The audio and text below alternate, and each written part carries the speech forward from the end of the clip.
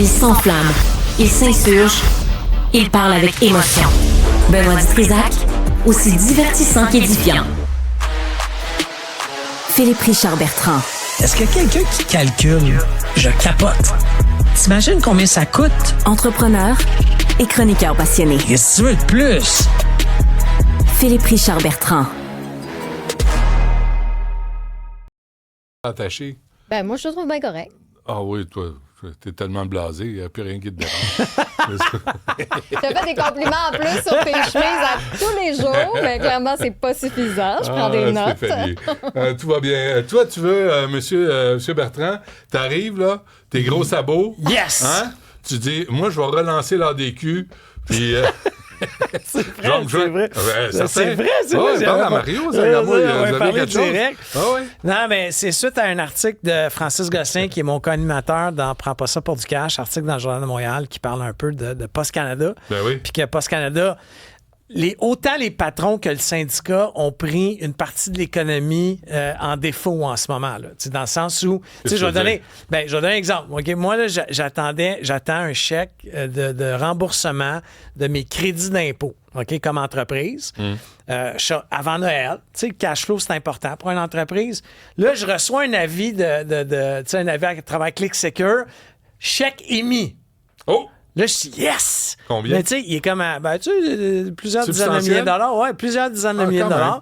Et là, je suis dans mon lit, je dis un chèque. T'es dans ton lit. Ben, tu sais, oui, je prends le courriel en me levant. Un peu trop de chèque, détails, hein, j'appelle chez Revenu Québec.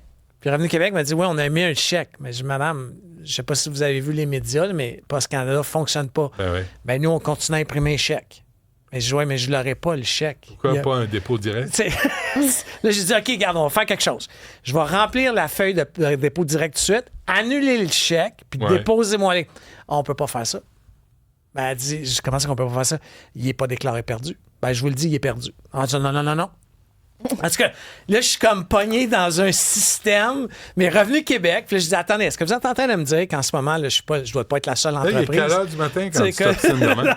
Non, mais là, j'ai vu ça à 6 h, mais j'ai appelé à 9 h, parce que ça ouvre à 9 h. Okay. Mais là, eux, ils ont continué. Revenu Québec, entreprise, aujourd'hui, à tous les heures, imprime des chèques que les entreprises recevront pas. Ça s'ajoute aux 10 millions de chèques de tout ce qui n'a pas été livré jusqu'à maintenant. Mais pour revenir à l'article de Francis explique que Post Canada, ça perd de l'argent depuis un méchant bout. OK? 800 millions l'an passé. OK? Les facteurs veulent... c'est de l'argent c'est proche d'un milliard. Les facteurs veulent de plus en plus d'argent. OK? Veulent des meilleures conditions de travail. Les patrons ne veulent pas leur donner. Mais quand tu calcules, il faudrait que le timbre coûte 2,50. Imagine, là, si tu envoies ta petite carte de Noël, 2,50. OK?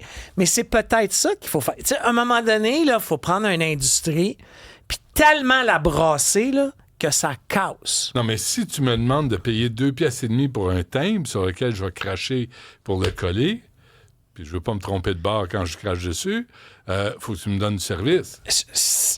100% d'accord avec toi, mais il y a plein de façons de créer des services connexes. Sauf que la semaine passée, quand j'ai parlé de ça, ce qui se fait ailleurs, là, le ministère de la Santé française là, paye la poste. Ils leur font un chèque là, pour que les postiers sonnent chez les personnes âgées. Ils ont des listes, là, de dire, cette personne-là, elle a 85 ans, on aimerait ça. Puis le postier, là, il est bonifié, la poste fait son argent. Mais quand nous, on amène ces idées-là, au même titre que dans les pays scandinaves, pour les personnes âgées, tu peux demander au postier de tondre la pelouse. Il est payé, là. Il y a un petit nanane de plus, puis la poste fait son argent. Parce qu'il y a un lien direct. Moi, je le sais, j'ai été facteur. Ben, il y a un lien de pendant 2 ans. proximité. Puis effectivement, il y a des fois, tu sonnes, tu te parles, tu vois que c'est des personnes âgées. Quand tu as la même route tout le temps, tu connais ton monde. Écoute, la semaine passée, quand j'ai dit ça, là, puis je leur dis, là, comme les postiers m'écrivaient là, pour me dire, toi, capitaliste, puis ta poste, ma poste. Hey, écoute, j'envoie plus de poste.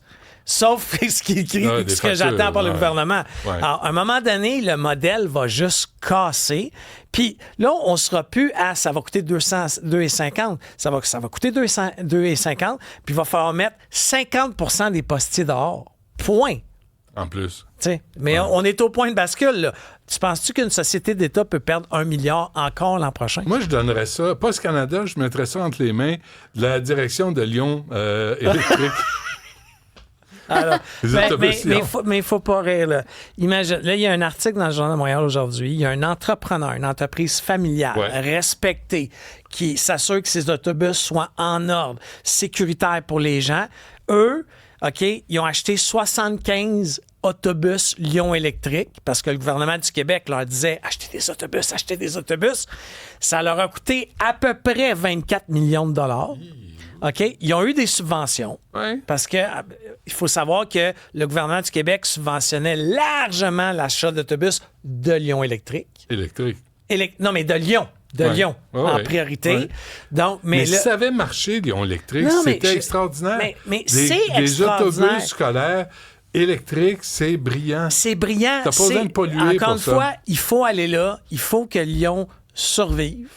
Je le dis, là. Il faut que Lyon survive. Mme Fréchette a dit la même chose ce matin à Radio-Canada. Mais pas aux frais des contribuables.